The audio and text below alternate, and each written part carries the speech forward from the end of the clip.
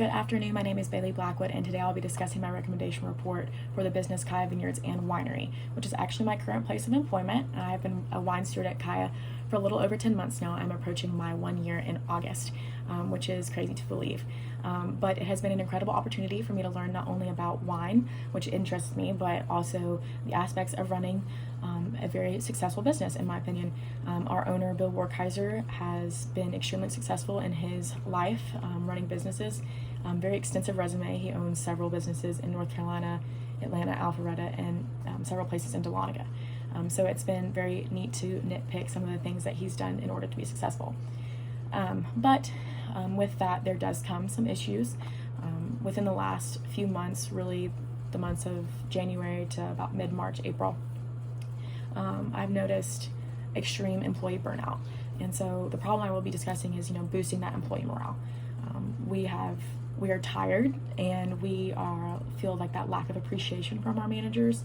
And so we love the workplace. We love it so much, but when you start to experience that burnout and that lack of appreciation, you lose your lack of motivation to do well. Not speaking for everyone, but you still have that thought in the back of your mind.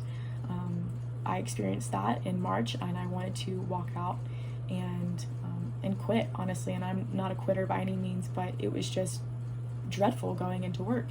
And it's crazy that this recommendation report kind of popped up when it did, because that's when I realized, hey, I need to kind of suggest some things that need to be fixed within Kaya. And some alternative solutions that I think that could help are implementing a more effective training method, improving scheduling problems, and improving communication. We don't really have a training method at Kaya. It's just kind of, you're thrown into the lion's den, if you will. That's how it was for me when I first started. I was hired on a Friday, and I started that Saturday, and it was just good luck. And so I learned best that way most of the time. So I just had to learn from the people that had been there the longest, and went with it. And I'm doing well now and running a complete separate club at the winery by myself. So, I was successful, but not everyone learns well that way. And I also think without a training method, it causes the ones that have been there the longest a little bit of, hesitation to continue working. One of the employees that had been there the longest was a good friend of mine, and in March, he handed in his 2 weeks and went to the winery down the road. And so I think that spoke measures.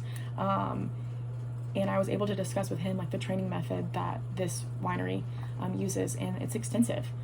They, of course, if you're of age, they sit down with you and do a complete wine tasting.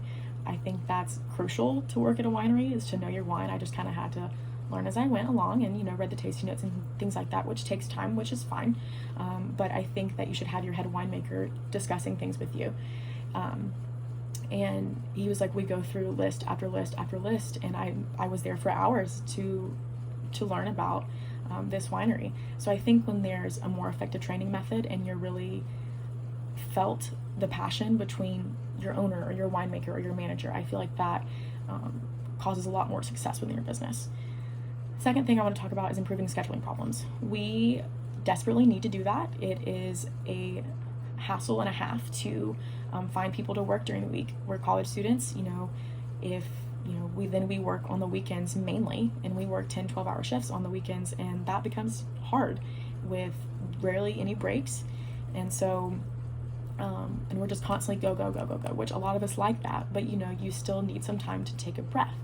And so I feel as though if we were allowed to schedule our own times with our manager, not only just, what day can you week, or what day of the week can you work, and things like that. It needs to be, okay, let's do morning shift, let's do night shift, open and close. I feel as though if you fix those problems within, it would be a lot better. Now, those two really stem down from my last thing that I think needs to be, solved, which is improving communication. I think communication is a very vital thing in life in general, whether you're in school with your professor, your friends, your family, in your workplace. I think it is crucial to a successful business. My uncle is also an extremely successful businessman. He is a multimillionaire, and I've talked to him about this, and he's like, communication is key. One thing that I think could help is a suggestion box, whether it's anonymous or not. You write down your suggestion and you drop it in the box, And if it is anonymous, you can read those in a group together, or your manager can just read him or herself, and you work on fixing those things. When things aren't communicated about changes in the company, which I've experienced in the last month or so, you wonder why are they so stressed? Why are they taking their anger out on me?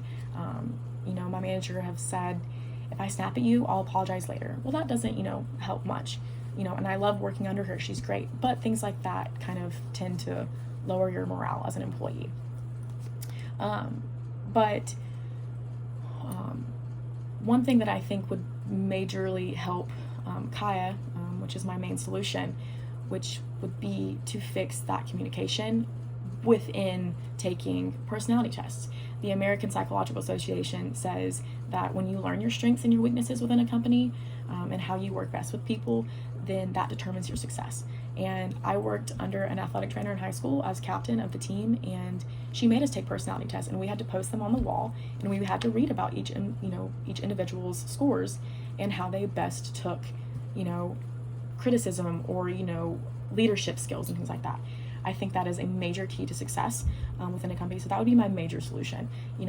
I walked in after my coworker quit, and it was after my 2 weeks off, and she's like, I feel like all of you are going to quit on me and walk out. And this was my part of communication. I said, why do you think that? And we just sat there for a second, and I looked at her and I was like, why do you think that? And so we were able to talk and communicate about how things can be improved.